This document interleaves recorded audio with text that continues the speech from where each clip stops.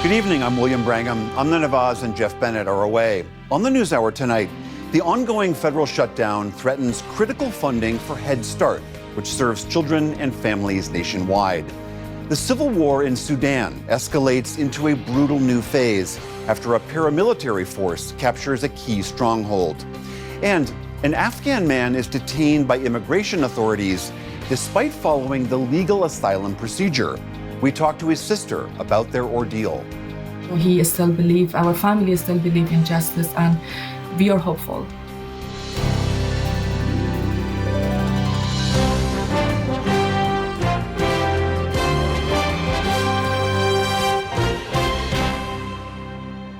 Major funding for the PBS NewsHour has been provided by Friends of the NewsHour, including Jim and Nancy Bildner, and the Robert and Virginia Schiller Foundation. The Judy and Peter Bloom Kovler Foundation, upholding freedom by strengthening democracies at home and abroad.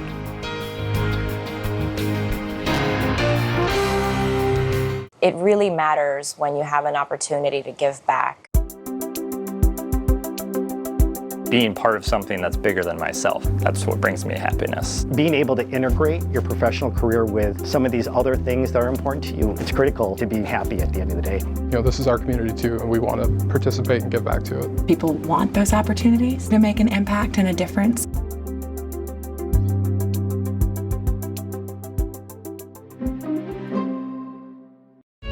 The William and Flora Hewlett Foundation, for more than 50 years advancing ideas and supporting institutions to promote a better world at hewlett.org.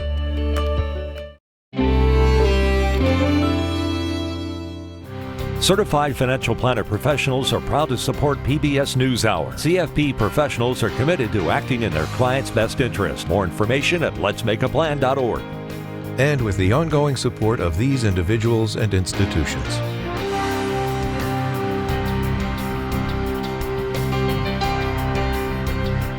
And Friends of the NewsHour.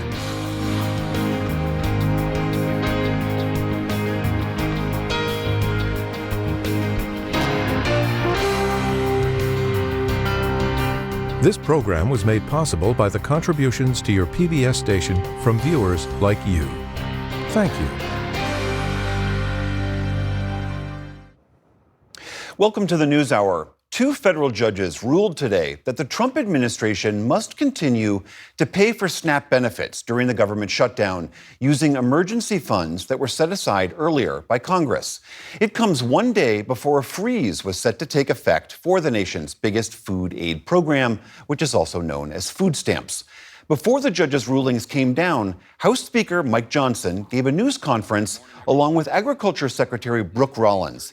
They warned that her department's $5 billion contingency fund cannot cover SNAP for long if the shutdown continues. It is a contingency fund that can only flow if the underlying appropriation is approved. And listen, even if it could flow, it doesn't even cover half of the month of November. So here we are again in 2 weeks having the exact same conversation. Democrats have argued that a separate fund with about $23 billion could be tapped to keep the food stamp program running. SNAP pays out about $8 billion per month and goes to roughly 1 in 8 Americans. Another social safety net program that is potentially at risk with this shutdown is Head Start, the federal program that provides early childhood education, health, and food support for low-income families. Without funding, hundreds of Head Start programs across the country will have to close their doors, which could impact tens of thousands of children across the country. Here's how Rika Strong, who runs some Head Start programs in Vancouver, Washington, described it. When I look at our families, when I look at our babies, and I walk into that classroom, and I'm sorry, it makes me emotional because I know the support and the impact that our programs have both on our children and families, and knowing that there are some classrooms that come Monday, when I go out to check on them and see how folks are doing, our families won't be there. So joining us now is Tommy Sheridan. He is the Deputy Director of the National Head Start Association, which is a nonprofit organization. Tommy, thanks for being here. Without this funding, how many programs, how many kids are we talking about losing this? Yeah, well, William, thank you so much for having me and telling this important story. As of Monday of this coming week, if the government does not reopen before then, we are going to see approximately 140, that's out of 1,600 Head Start grant recipients nationwide, 140 of them will be at risk of losing access to their federal resources. That is a total of 65,000 children and families that those programs serve. Can you remind us, for people who are not familiar with the program, what Head Start does for families and kids? Yeah, a lot of folks think of Head Start as a preschool program, which it is, but it's so much more than that. Head Start truly is a place where some children, it's the place that they are able to access nutritious meals. It's where they get connected to health services, dental services. It's where children who might have developmental delays are able to be connected to the support services that they need to be successful in school and in life. And it also provides family support. So it is much more of a comprehensive program than just a regular preschool program, which is so incredibly important as well. But this is really one of the most critical programs for so many Americans across the country. Children and families who are in Head Start, they are some of the most at-risk children and families in our communities. We're talking about families who are income eligible, meaning below the federal poverty guidelines, or experiencing homelessness in the foster care system, or eligible for food benefits. Head Start truly is the launchpad to success for millions of children and families across America over its 60 years, and we're terrified about what is going to come if the government shutdown continues. And is this pain going to be spread equally across the country? Are certain states going to feel it, see it impacts more than others? So no, the beauty of Head Start is it actually is a federal to local program. So the federal government, Department of Health and Human Services, provides grant funds to community-based programs. Could be a school district, could be a nonprofit agency, a faith-based organization, a city or county government. And the way that Head Start is structured, each of these individual grants have different start dates. So that's why we're only talking about 140 out of the 1,600 that are nationwide. And has this ever occurred in previous shutdowns? Yeah, the last shutdown that's comparable was during the Obama administration back in 2013. And that's because of the timing. This shutdown occurred at the start of the federal fiscal year, starting on October 1st. That's why programs are in such a difficult position. There has been no funds appropriated by Congress or the president to date in this fiscal year. That was the same back in 2013. There was, at that time, a number of programs that were forced to close. And similarly, we're very concerned that we are on track for doing that exact same thing. So from that previous experience, what is your understanding about what the downstream consequences would be for those kids and families? Yeah, so the good part about the past shutdown is that it was really only a short period of time that there was a shutdown, just a couple of weeks. Unfortunately, with this shutdown, we're looking much longer at the impact here. The impact is really on four different groups. It's on children who rely on Head Start for their health services, nutritious meals, things of that kind. It's on families who rely on Head Start to be able to work their multiple jobs or go to school, be in a trade school, whatever that may be. Because it's like in some ways, childcare of sorts. It is childcare for a lot of these families, and it's a reliable childcare that provides these extra services that a lot of families really rely on. There's also, of course, the staff that work in Head Start programs who are highly trained professional individuals who oftentimes are at the lowest of salaries across the United States of America. Early childhood sector is one of the lowest paid. Professions, thank you. And then, of course, also will be ripple effects on communities. Head Start, given that it's federal to local, we have local businesses, we have small businesses, vendors, contractors that we rely on to be able to provide the launchpad to success that Head Start provides. All right, Tommy Sheridan of the National Head Start Association, thank you so much for being here. Thank you for having me.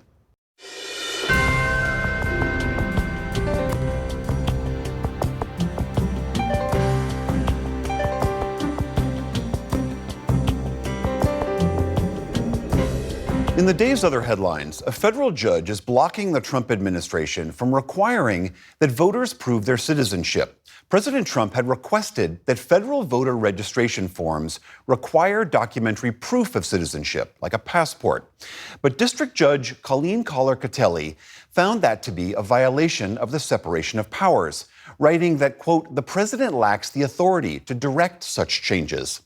The decision is a blow to President Trump and his allies, who argue that such a requirement is necessary to ensure trust in the nation's elections. Ohio and Virginia are both moving closer to new redistricting plans ahead of next year's midterm elections. A Republican-led panel in Ohio adopted new House districts today that would help the GOP party gain 2 additional seats in Congress. And Virginia's General Assembly, led by Democrats, advanced a constitutional amendment to allow for redistricting ahead of next year's vote. That measure requires one more legislative step before it can go to voters. They join a growing list of states pursuing redistricting efforts in a nationwide battle over control of Congress. The FBI says it thwarted a potential terrorist attack in Michigan this morning. Director Kash Patel announced on social media that multiple people were arrested for allegedly plotting a violent attack for the Halloween weekend, but he provided few other details. FBI agents were seen carrying evidence out of a home this morning in Dearborn, which is a suburb of Detroit. Local police say they knew about the operation and assured residents there was no immediate threat to the community. Turning now to the aftermath of Hurricane Melissa. The death toll from that devastating storm has climbed to at least 50 people across Haiti and Jamaica. At least 10 of the dead in Haiti were children, swept away when a river overflowed its banks in the southern town of Petit Goâve. Some residents lost entire families. The water suddenly came rushing down on us. There were 7 of us at home, and only 2 survived. We had 3 young children and 2 elderly relatives we couldn't save. The flood swept them away.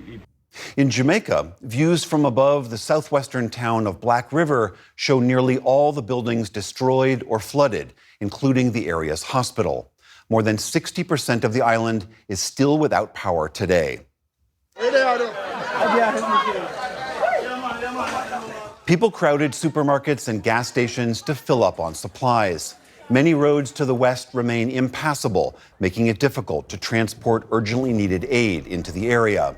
What's left of Hurricane Melissa grazed Bermuda last night and is losing strength as it makes its way across the North Atlantic. In the Middle East, the Red Cross says it transferred the remains of 3 people to Israel today, but it was unclear if they are deceased hostages. Also, hospital officials in Gaza say that Israel returned the bodies of 30 Palestinians today. Doctors at Nasser Hospital in southern Gaza confirmed the transfer, but say they're struggling to identify the remains without proper DNA kits. The handover is the latest sign of progress in the otherwise fragile ceasefire. Radio Free Asia is suspending its news operations today. The nonprofit broadcaster is also closing overseas bureaus and laying off employees. RFA had been operating with a skeleton staff since President Trump moved to cut its federal funding earlier this year. The ongoing government shutdown has only added to its budget problems. Radio Free Asia was founded in 1996 and has been one of the few independent news sources in that region. Its president today held out hope that it could return in the future. Starting today, YouTube TV subscribers are no longer able to view any Disney content on that Google-owned streaming platform. That includes major networks like ABC, ESPN, Nat Geo, and others. The blackout is due to a failure by Disney and Google to reach a new licensing deal. In a statement, YouTube acknowledged viewers' disappointment, saying, quote, "We continue to urge Disney to work with us constructively to reach a fair agreement that restores their networks to YouTube TV." For now, though, consumers who want to watch those channels will have to do so on Disney's own platforms. On Wall Street today, the market closed out for the month of October on solid footing. The Dow Jones Industrial Average added about 40 points on the day.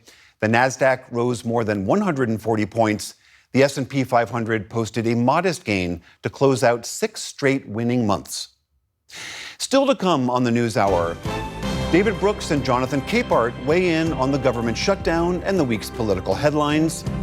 The latest on the jewelry heist at Paris's Louvre Museum, and how horror movies might help us psychologically prepare for real-world threats.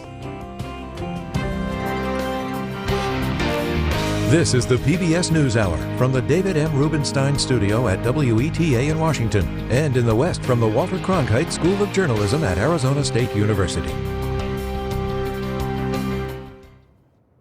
Sudan's civil war has entered a new horrific phase. The paramilitary Rapid Support Forces have gone on a killing rampage after taking over the key city of El Fasher in western Darfur after over a year and a half of siege. Hundreds of thousands have fled to neighboring Tooele, escaping famine and mass executions.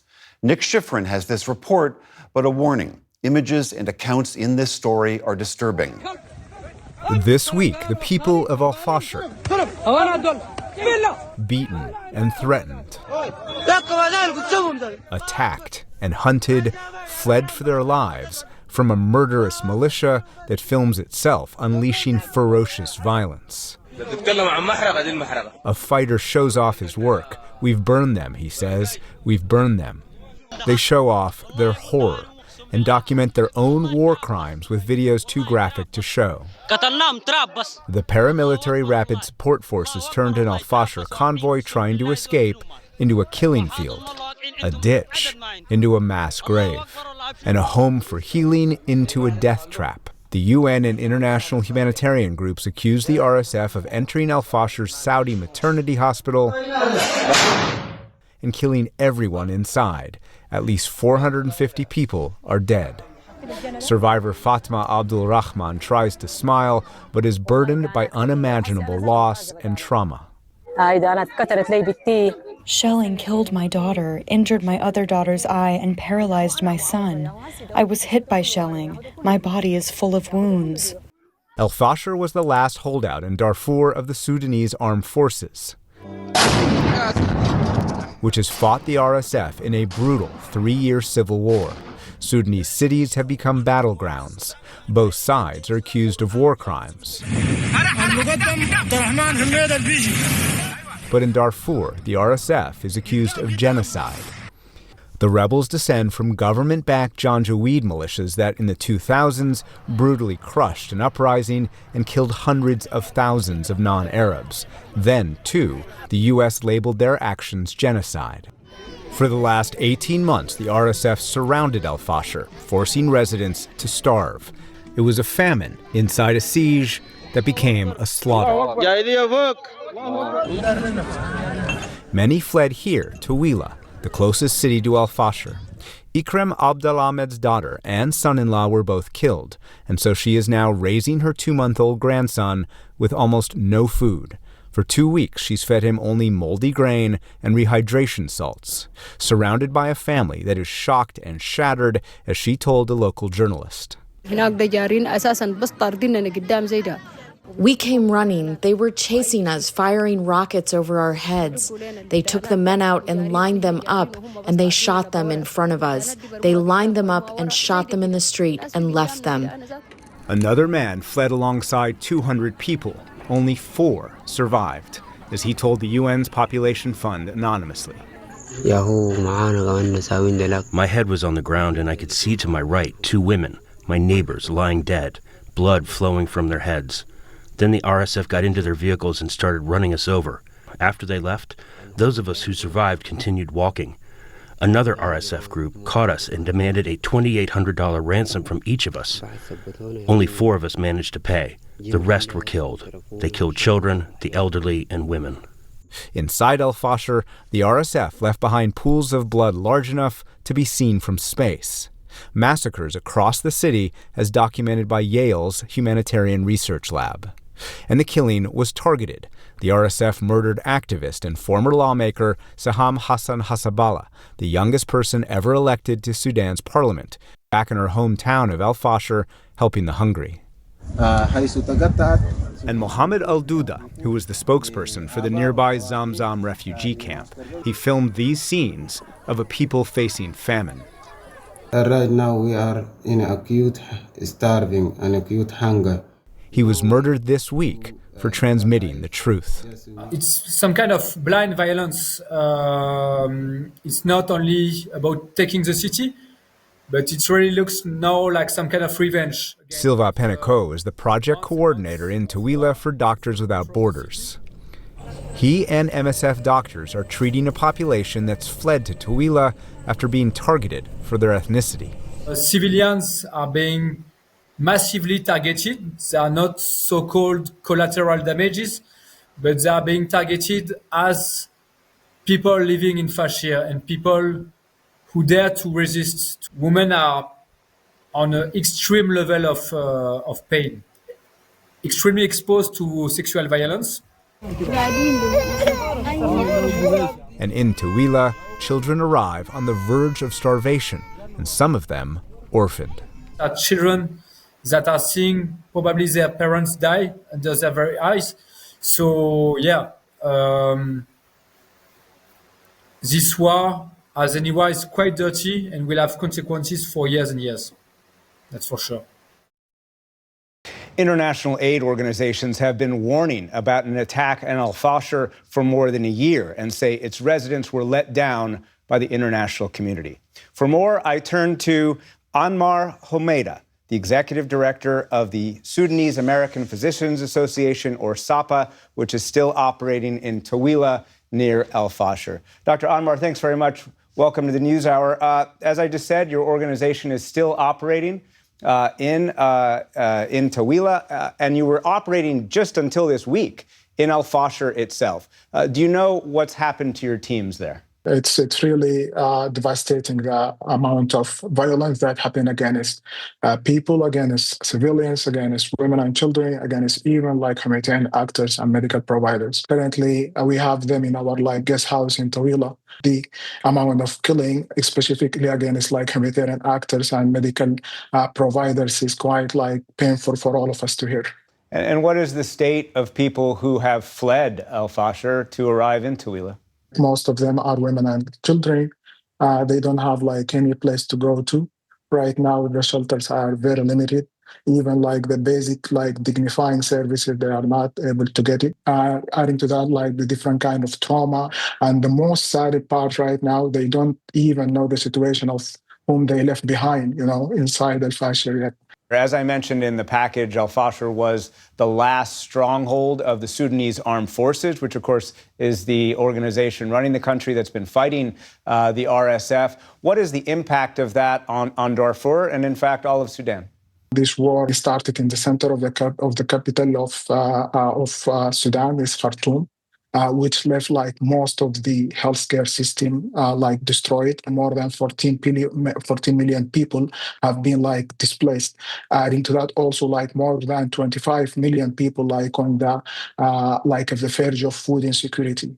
So the disastrous consequences of this war are quite heinous. But Darfur specifically suffered more because of the continuous complex situation that is currently happening there since the early 2000s. So the basic infrastructure fully destroyed, including the access to safe shelter, water, basic health needs, specifically for women and children.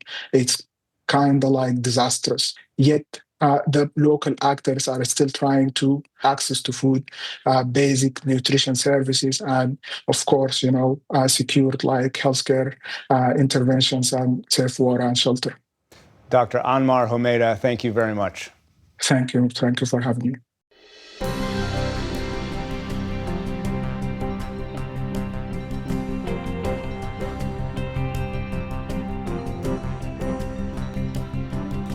The Trump administration's immigration agenda has included efforts to cut back on both illegal and legal pathways into the country. Yesterday, the president set the lowest ever cap on refugee entries, 7,500 per year. And at the same time, more than 2.2 million migrants are awaiting asylum hearings here in the United States. Amna Nawaz sat down with the family member of one asylum seeker caught up in these immigration restrictions.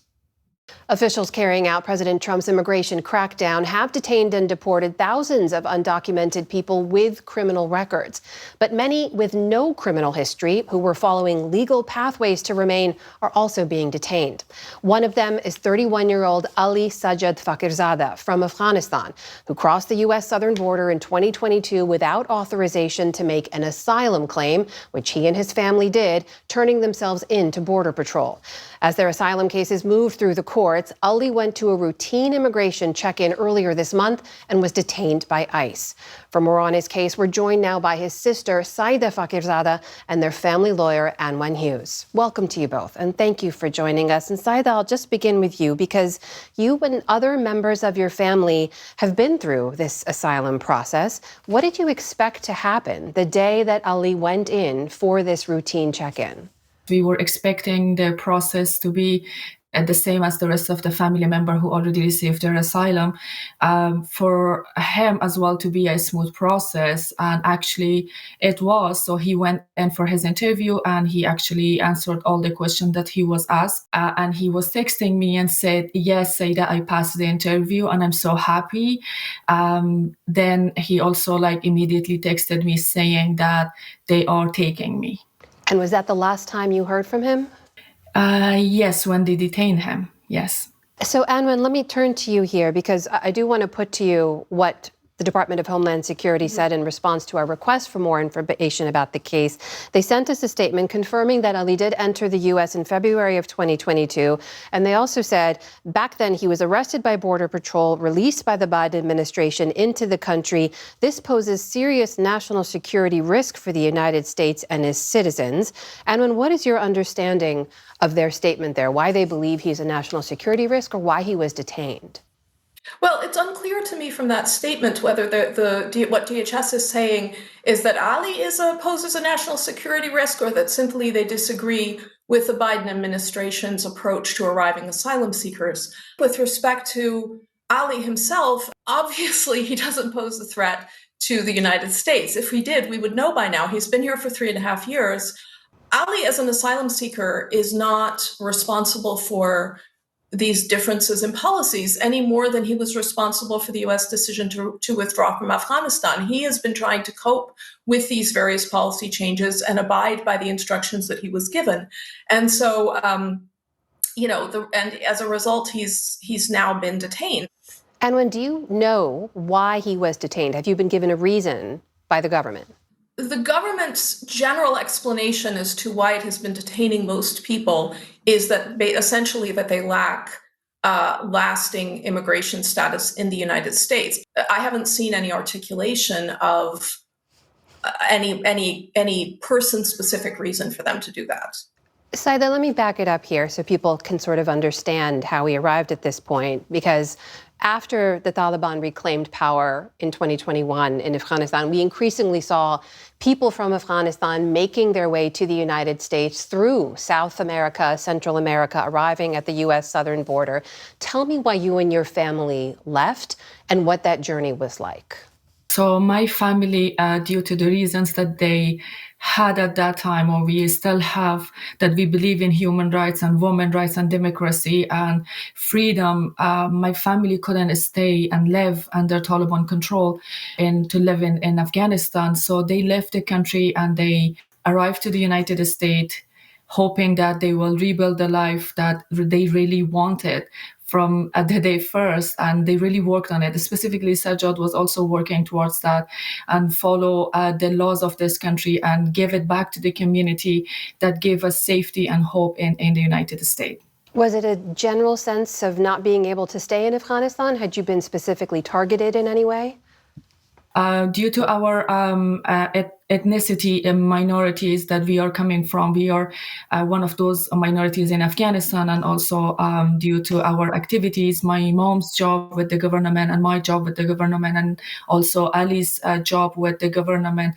And we faced discrimination, we faced life-threatening messages, phone calls. We received all these phone calls and messages. And it was not only opposing to me, it was always opposing to the whole family, mentioning their names, mentioning our names. So this was difficult for us to remain in Afghanistan and live the rest of our life there. Saida, people will also wonder, was there another way that Ali could have entered the United States? Could he have presented at a legal port of entry, for example, to make an asylum claim? As far as my family concern is, or Ali's, I can clearly say, Amna, when you are running away from something, when you are in search of safety and you are just looking for something. So let me just give you an example. If our kid is really seriously injured, are we going to the doctor's appointment and calling their secretary to book an appointment with the specific doctor regarding that situation, or we just run to the emergency? For asylum seekers, I can compare that with that situation as well, specifically for Afghans who were running away from something and to save their life. So they had to run and they had to seek asylum. Anman, let me bring you in here because there's obviously been a number of reports of other people from Afghanistan in not dissimilar circumstances who have been deported to a number of other countries, to Panama and to Costa Rica and to the United Arab Emirates. What happens now in Ali's case? His lawyers have made a request for parole to the ICE field office responsible for his case, and this is basically asking ICE to release him while his case goes on. Given that he has passed this credible fear interview, what happens from here is going to be the same procedurally, regardless of whether or not he's released, which is to say that he's going to have a series of hearings in front of the immigration court, and an immigration judge is then going to make a decision on his asylum claim. After suffering already the upheaval of forced migration from Afghanistan to the United States and now the additional trauma of detention, we very much hope that he can be released so that his case can move forward before the immigration court. Since he was taken into detention, into custody, have you been able to speak with him? Do you know anything about where he's being held or how he's doing? Yes, we are in contact with him. He can call us and we can also visit him. And what can you tell us about how he's doing? What has he shared with you? He's still hopeful. He still believes in the system of the United States and policies of the immigration. And also he still believes, our family still believe in justice, and we are hopeful. Saida Fakirzada and family lawyer Anwan Hughes, thank you so much for taking the time to speak with us. We appreciate it. Thank you. Thank you, Amna, for having us.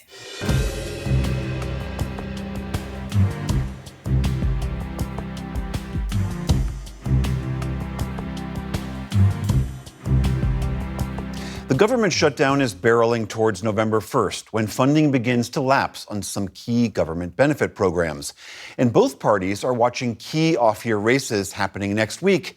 Here to help us break it all down, we are joined by Brooks and Capehart. That's New York Times columnist David Brooks and Jonathan Capehart of MSNBC. Happy Halloween to you both. Thank you. No representation, no costumes, no orange, no nothing, no pumpkins. We do not believe. We were dressed as pundits. Yes, exactly. Two judges today, Jonathan, said that the administration has to use this reserve fund to pay for SNAP benefits, which, to back up a little bit, SNAP benefits and the expiration of those benefits was one of the ways the GOP was trying to pressure Democrats to end the shutdown. Do you think these rulings, takes any pressure off of them and then maybe the shutdown does come to an end? I don't think these rulings take any pressure off Democrats for two reasons. One, I've always believed that tomorrow, November 1st, was one of the dates that the Democrats were looking at. That's the date when people start getting the open enrollment starts and they start to find out how much their premiums are going to cost. This is what Democrats have been talking about for a few months now and why they won't provide the votes. These are the subsidies for Obamacare that will now go through the roof. Right. And so that's why they're not providing the votes for to reopen the government. The other date that we should pay attention to is the elections. On Tuesday, these will be, whether we like it or not, bellwether. And I suspect that depending on the outcome on Tuesday, we could see some shifting, people getting together, talking, and coming to some resolution over the shutdown. But the other thing that's hanging out there that people forget, it's not just the subsidies that Democrats have a problem with. It is also that the whole thing of rescissions. And that they could come to any kind of agreement. This is the Trump administration basically taking Congress's spending authority away. Say, I know you appropriated this money, it's coming back. Right, exactly. We don't care what you decided, what you authorized. We will spend the money the way we want to spend it, or we won't spend it at all. And so if you're a Democrat and you are a part of some gang, I don't know if they still do gangs like they used to in the past, but even if they provide the votes and they come to some agreement, the president and Russell Vought, the OMB director, could just step out there and say, we don't care what you think. So I don't think, all the way back to your original part of the question, I do not think that the two judges, their rulings takes any pressure off Democrats. If anything, as we get beyond tomorrow and certainly beyond the elections on Tuesday, I think pressure could grow on Republicans, Republican leaders, particularly Senator Majority Leader Thune, to let's come up with something so we can get the government reopened. David, do you think that the Democrats are making a coherent, resonant argument as to why they are holding the line here? I think it's okay. I mean, they're emphasizing the subsidies. Frankly, it was up to me. I might have mentioned a once in a nation's history threat to democracy as the core problem here. But, you know, they're making a coherent case on the health subsidies. I think it's not the legitimate case that should be made at this moment in American history. Do you think if they had pivoted, though, to that argument to say we will not fund what they argue is an unlawful administration, that would be more resonant? I don't know. Clearly, their pollster said nobody cares about democracy because they would be making that case. The pollster said we're good on health care. And if you look at the issue list, which party do you trust on which issue? Republicans have an advantage on almost every issue except for health care. So they picked the one issue. I think we're at the glide path down toward a government reopening. And I say that because last time this happened at this length, in 2018, it's when the air traffic controllers began to not show up at work. Right. It's when the benefits began to really get cut and people began to feel it, then they reopened the government. And I don't know which way they'll go, how they'll cut some sort of deal. But you got SNAP, you got the as we saw earlier, the Head Start. Mm-hmm. There's just a lot of things where people are really beginning to feel it, and so I think they'll begin. If hopefully the next time we meet, the government will be open. But we should not be running government by shutdown. Mm-hmm. You should go to the voters. If you want a policy change, go to the voters. Don't shut down the government. And frankly, somebody should ask the Democrats, why did you schedule the subsidies to expire a year before an election? Why didn't you just make the subsidies forever? Right. And the reason they didn't want to do that is because they want to hide the cost, because what the Democrats are proposing would increase the national debt by $1.5 trillion over the next 10 years. But I'm upset that not everybody's upset. So our democracy is deteriorating to such a degree, there should be howling outrage that why are you shutting down the government? Why are we hurting SNAP moms, the poorest people among us? And there should be more outrage about that. I mean, one of the things that the Democrats have argued, to your point, David, that does outrage them is the ongoing masked agents that are all over the cities. The president was just in Asia, successfully had this meeting with President Xi and seemed to lessen some of the trade tensions a bit, but also refloated this idea that he's going to send more troops into the cities, in different cities. What do you make of all of that? Look, this is the president's fantasy, a fantasy that he is exercising on cities like Los Angeles, Chicago, trying to in Portland, here in Washington, making noises about doing the same thing in New York City. Last week, 2 weeks ago, I did an event at Aspen Ideas Economy in Newark, New Jersey, and did a Q&A with the mayor of Newark, Mayor Ross Barack. And I asked him, you don't have National Guard troops in Newark, but what would you do? What would you say if the president turned his attention on you? And he gave a terrific answer that ended with, you can't scare people into safety. This idea that you are going to stop all crime. I mean, human beings have been killing each other since at least Cain and Abel. And so the idea that the president of the United States, Donald Trump, thinks that he's going to stop crime by putting troops on the streets of American cities, it is lunacy. It's not that mayors, local officials, and governors don't want federal government help in solving whatever crime issues they have. But the way the administration is going about it, it's either you take troops or we're going to send them anyway. And what local officials have always wanted was a willing partner, a smart partner in the federal government to help them. And that's not what they're getting from this particular administration. I mean, how do you... I distinguish between a bunch of these different things. The ICE thing, I think what ICE is doing is terrible. What we're doing to those ships coming out of Venezuela is an atrocity. The National Guard doesn't really bother me. I mean, I live in Washington, D.C. I've got National Guardsmen walking around everywhere. They're nice, pleasant people, and they're bored out of their minds. And are they doing any good? I don't know. Empirically, I would love to see studies. It is absolutely true that the more cops you have on the street, the less crime you get. And so it's absolutely true that law enforcement. Is it true that if you have National Guardsmen on the street, it cuts down on crime? I saw a study only after 2 weeks in D.C., and there was a drop in crime that was noticeable. But the point I would make, and so I think it's just an empirical matter that we can figure out, does it work? Right. But I think some of the problem the Democrats have been making is saying, well, crime is coming down, crime is coming down. That is bad messaging, because there are a lot of people, including in D.C. and in Chicago and the cities I know, where people know crime is coming down, but it's still pretty bad. And it feels that way. I ran into a woman sometime over the last 2 weeks who said, I had to shut my business because the crime was so bad. And so she lost her business. And she said to me, I know crime is coming down, but it doesn't feel that way to me. And when I can't go into the CVS and I can't buy a razor because they're locked up, then it doesn't feel that way to me. And so I think the Democrats are making a mistake by saying, oh, crime is coming down. They should say crime is a real issue, what it is. It's a real issue for people. Whether the National Guard will help, we can just experiment and figure that one out. Right. Can I say something, William, please? Though? Because in listening to David's answer, I mean, on the one hand, a moment ago, David, you said, where's the howling outrage about threats to democracy?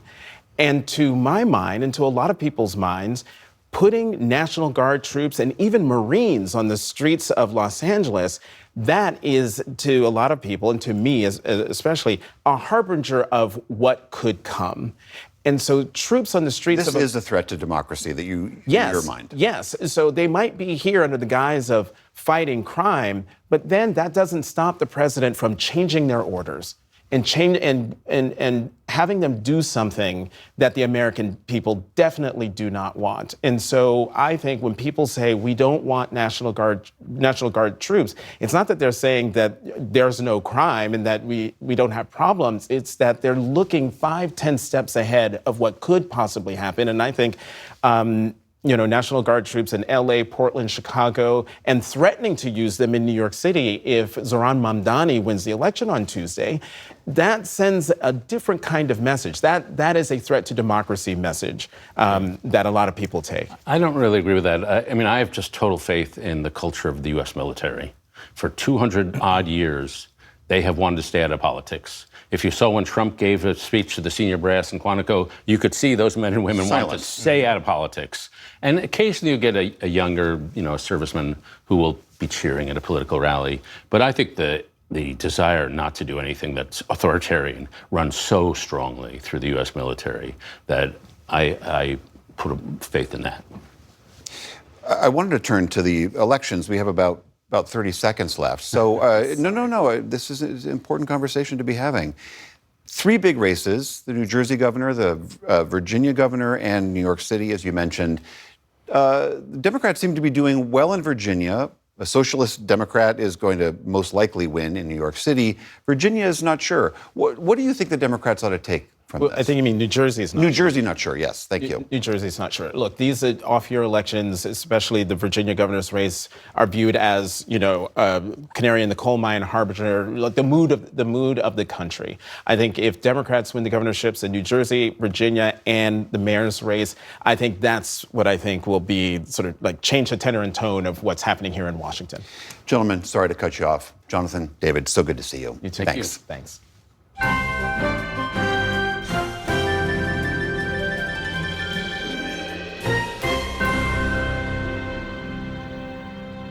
Three of the 4 members of the so-called commando team, allegedly behind the brazen heist of the French crown jewels from the Louvre Museum in Paris, are now in custody. 7 people in all have been arrested after thieves, posing as construction workers, broke through a balcony window at the museum last Sunday morning, ransacked 2 cases of royal jewels, and zipped off into the streets of Paris on motor scooters. Despite the investigation's progress, there is still no sign of the stolen jewels themselves. French President Emmanuel Macron has called the robbery an attack on France's history.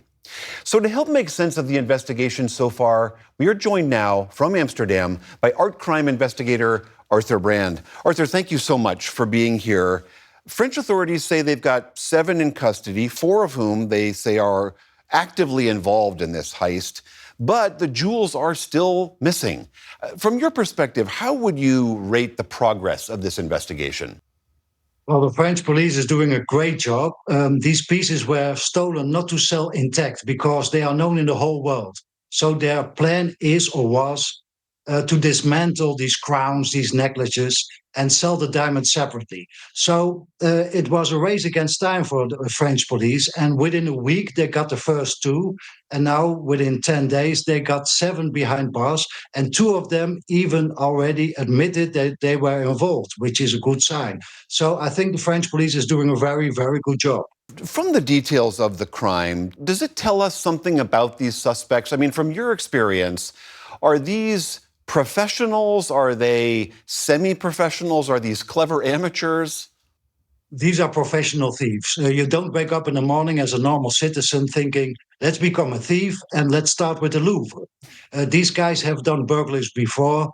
They have been caught before for other burglaries. That DNA was probably in the systems, as what we know now. So they were professionals. But they made some mistakes. They left a few items behind, like a car or helmet, and on those pieces they found DNA. So in general, we can say they have done this before. They are professionals, but in these days, if you sneeze, you leave DNA. Exactly. On those missing jewels themselves, from a criminal perspective, you said that there's no way they could sell the jewels themselves intact. So what are their options? Yes, well, their plan was to dismantle all these objects, to take off the diamonds and other gems and sell them separately. And there are thousands of small diamonds in these objects, and they are pretty common. So you can sell them easily on the legal market because they cannot be traced back to this robbery. There are also some bigger gems. They should be reshaped or cut into smaller diamonds, and they probably would go far away from France to countries like India or Israel or Qatar. But apparently the French police has caught them in time, and probably these pieces are still stashed somewhere on a hiding place. And the French police is now putting pressure during the interrogations on these 7 guys, telling them, look, you're going to go to jail, but if you tell us where all these objects are, we will reduce your sentence by half, at least. The Louvre itself has been under a lot of criticism for its lax security. Do you think that's a fair criticism? And I imagine major institutions around the world, in light of this, must all be going through a review of their security practices. Well, there isn't a museum in the world that has not been victim of theft. Even the Louvre, in 1911, the Mona Lisa was stolen. So they have all been there. And it is difficult because you don't want to turn a museum into a fortress. The public should go and see all these treasures. They are often based in old or big buildings. We don't have armed guards in Europe. We don't want to have shooting. So, of course, we should criticize the Louvre because, in 7 minutes, entering and leaving with the French crown jewels, that doesn't sound good. But it's difficult to protect a museum, and every museum in the world has been victim of this. And now the problem is for all the other museums in the world, they have seen that the Louvre can be victim, and they are all now, a little bit nervous. They think we have local thieves. They might think if they can target the Louvre, don't we have a local museum where there is gold, silver, or diamonds? So the panic is quite great at this moment. All right, Arthur Brand, art crime investigator, thank you so much for being here.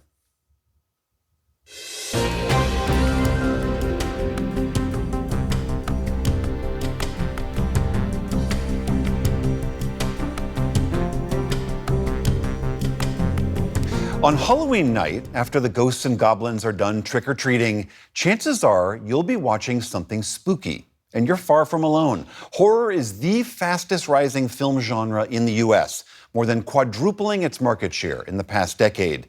A new book delves into our fascination with the macabre, arguing that a little fright might just be good for us. Stephanie Tsai spoke with its author.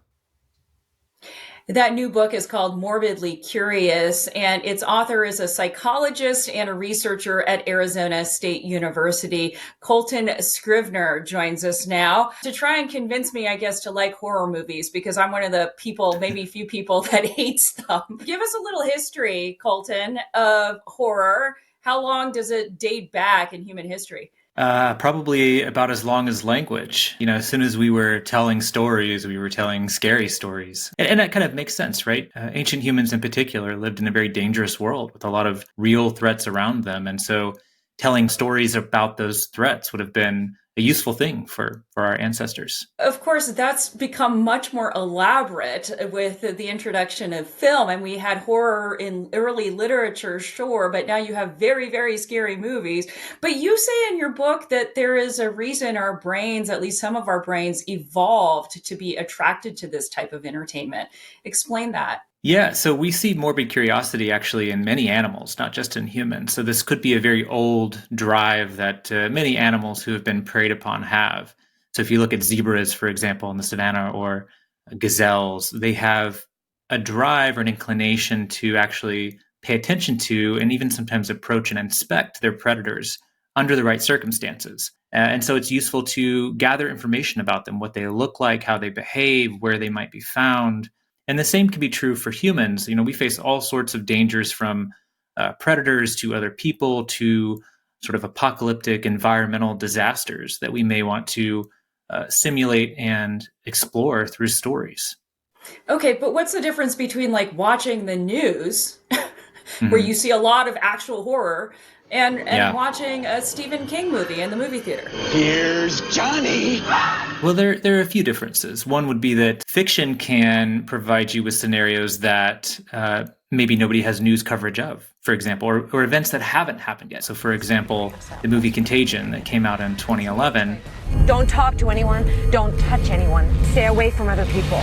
Was fairly popular when it came out, and then it kind of faded away from the public eye, and then in March of 2020 became the most popular movie in America again, because it was a great simulation of something that many people were frightened of, but were going through.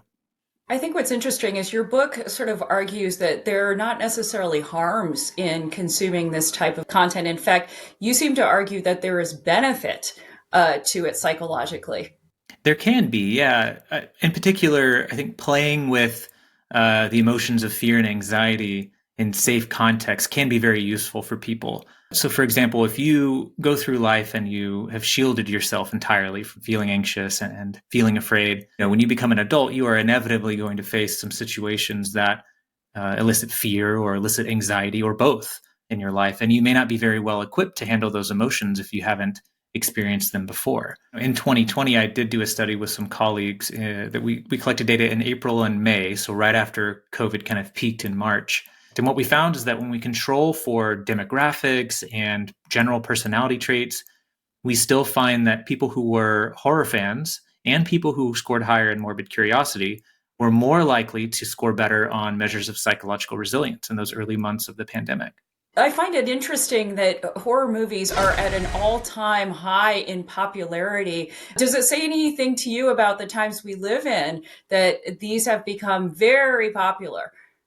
Yeah, it's maybe not a coincidence that since 2020, horror has really been on the rise. When COVID hit, horror had its highest share of the box office in recorded history. If you're experiencing anxiety, and particularly generalized anxiety, where you don't really have a source for what's making you feel stressed or uncomfortable, it's really difficult to get out of a cycle of rumination.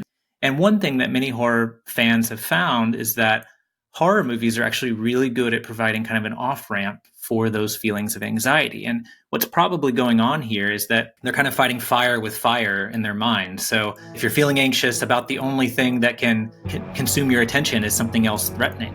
And so if you turn on a scary movie or read a scary book, it can actually draw your attention away from generalized feelings of anxiety and give it a source. Fascinating. That is Colton Scrivener, the author of Morbidly Curious. Thank you so much for joining the News Hour. Yeah, thank you for having me on.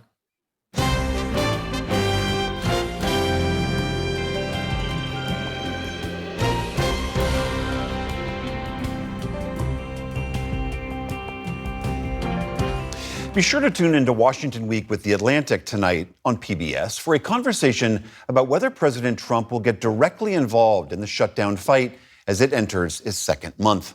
And then PBS News Weekend tomorrow looks at how China has become an engineering powerhouse with its relentless pursuit of infrastructure projects. That is the NewsHour for tonight. I'm William Brangham.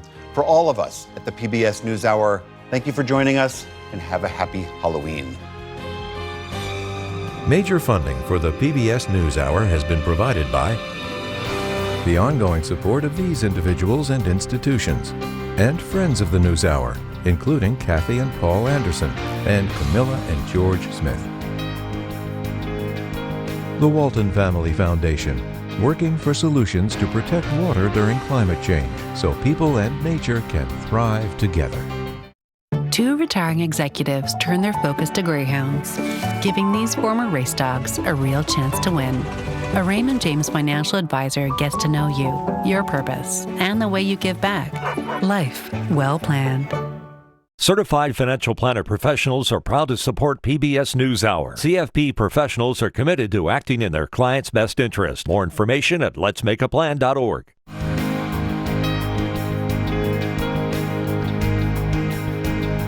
And with the ongoing support of these individuals and institutions.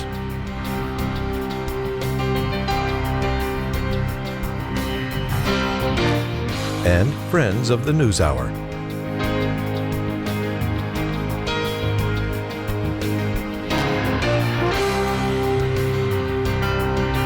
This program was made possible by the contributions to your PBS station from viewers like you. Thank you.